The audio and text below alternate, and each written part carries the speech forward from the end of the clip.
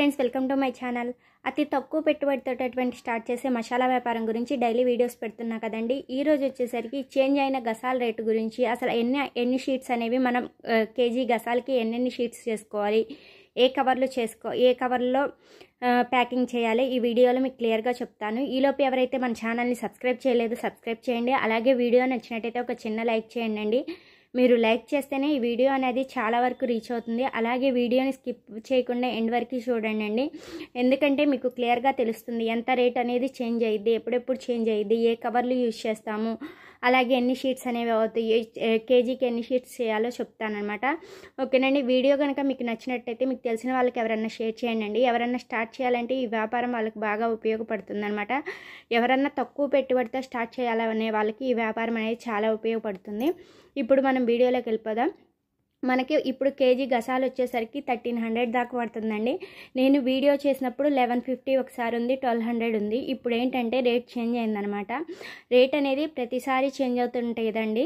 ఇప్పుడైతే 1300 ఉంది కేజీ వచ్చేసరికి. నేను అప్పుడు కేజీకి 1200 1150 ఉన్నప్పుడు 60 షీట్స్ అనేవి చేసుకోమన్నాను. ఇప్పుడు వచ్చేసరికి 60 పైన అనేది చేసుకోవాలండి. మనము 64 అలా చేసుకుంటే మనకి లాభం అనేది వస్తుందన్నమాట.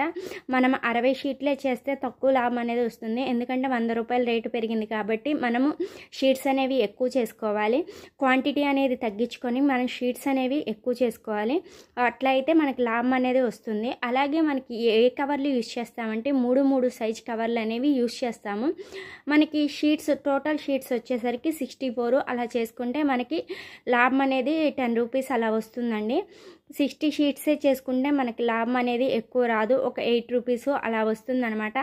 నేను ఆల్రెడీ ఇదివరకు ఎన్నెన్ని గ్రాములు పోయాలో చెప్పాను. మీకు షీట్స్ ఎక్కువ కావాలి అని అనుకున్నప్పుడు వాటిలో కొంచెం ఒక 2-3 గ్రామ్స్ తగ్గించుకుంటా పోసుకోవచ్చు అనమాట. ఓకేనండి. మీకు ఐడియా ఉంటుంది, ఎందుకంటే ఇన్ని షీట్స్ చేసుకోవాలి అని అనుకున్నప్పుడు గ్రాములు క్వాంటిటీ తగ్గించుకుంటా ఉంటే షీట్స్ అనేవి ఎక్కువ అవుతూ ఉంటాయి. అందుకని మనం క్వాంటిటీ తగ్గించుకోవాలి. రేట్లు పెరిగినప్పుడల్లా మనం క్వాంటిటీ తగ్గించుకొని షీట్స్ అనేవి ఎక్కువ చేసుకోవాలి. ఇలా షీట్స్ ఎక్కువ చేసుకుంటేనే మనకి రూపాయి అనేది లాభం వస్తుంది. రేటు పెరిగినా సరే మనం తక్కువ రేట్ అప్పుడు ఎన్ని షీట్స్ చేసామో ఎక్కువ రేట్ అయినప్పుడు అన్ని షీట్స్ చేస్తే లాభం అనేది రాదనమాట. రేట్ చేంజ్ అయినప్పుడల్లా మనము షీట్స్ అనేవి పెంచుకోవాలి. రేటు తగ్గిందంటే మళ్ళీ షీట్స్ తగ్గించుకోవాలి. రేటు పెరిగినప్పుడు మాత్రం చేసే షీట్స్ అనేవి పెంచుకుంటూ ఉండాలి. అలా అయితేనే మనకి లాభం అనేది వస్తుంది. నేను ఏ కవర్లు యూజ్ చేయాలో కూడా మీకు ప్రతి వీడియోలో చెప్తున్నాను. ఈరోజు కూడా చెప్తున్నానండి. 3 సైజు కవర్లు అనేవి యూజ్ చేస్తారు. ఈ 3 సైజు కవర్లు అనేవి వేటికంటే జీలకర్రకి, గసాలకి, మిరియాలకి, చెక్కకి ఇలా అన్నిటికీ యూజ్ చేస్తామండి. చెక్క, లవంగంకి, మెంతులకు కానీ ఇలా ప్రతిదానికి మ్యాక్సిమం 3 సైజు కవర్లు అనేవి వాడుతూ ఉంటాము. మీకు ప్యాకెట్ అనేది ఐడియా లేకపోతే మీరు షాపుల్లో బయట శాంపిల్ తెచ్చుకొని అయినా మీరు ట్రై చేయొచ్చు. ఓకేనండి. చాలా సింపుల్గా చేసుకునే ఈ వ్యాపారం అండి. మనం చాలా తక్కువ పెట్టుబడితో ఈ వ్యాపారం అనేది స్టార్ట్ చేసుకోవచ్చు. మీరు మా దగ్గర 6000 లేవు అని అనుకుంటే మీ దగ్గర ఉన్న 2000తోనే ఒక 4 రకాలైనవి తెచ్చుకోవచ్చు. తక్కువ రేటు ఉందో వాటిల్లో చూసి మీరు తెచ్చుకోవచ్చు. అందుకని మీ దగ్గర 2000 ఉన్నా స్టార్ట్ చేయాలనుకునే వాళ్ళకి స్టార్ట్ చేసుకోవచ్చండి ఈ వ్యాపారం అనేది. ఓకేనా. ప్రతిసారి మేము చేసే మసాలా వ్యాపారంలో అయితే రేట్లు చేంజ్ అయినాయో అవి కూడా మీకు నేను వీడియోస్ పెడతా ఉంటాను. మీకు ఐడియా ఉంటుంది. ఎవరైనా స్టార్ట్ చేయాలి అనుకునే వాళ్ళకి కూడా ఈజీగా ఉంటుంది అనమాట. ఎంత రేటు పడుతుంది, ఏ కవర్లు యూజ్ చేయాలి, ఎంత క్వాంటిటీ పోయాలి అనేది కూడా మీకు క్లియర్గా అర్థమవుతుంది.